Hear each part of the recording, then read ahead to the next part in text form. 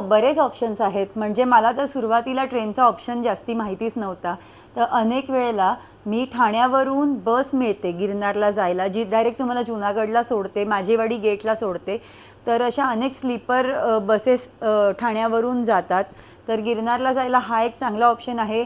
AC non AC दोन्ही options available असतात आणि तुम्ही त्या ऑनलाईन बुक करू शकता. माझ्या मते अभिषेक ट्रॅव्हल्स, बाप्पा सीताराम ट्रॅव्हल्स अशा ट्रॅव्हल्सच्या बसेस असतात आणि ते स्लीपर कोच असतात. खालचाही बर्थ असतो आणि वरचाही बर्थ असतो, त्याने तुम्ही जाऊ शकता. ट्रेनचा तर ऑप्शन आहेच आहे. आणि शिवाय एक नवीन ऑप्शन मला कळला आहे फ्लाईटचा. तुम्ही विमानाने सुद्धा जुनागडच्या अगदी जवळ पोहोचू शकता.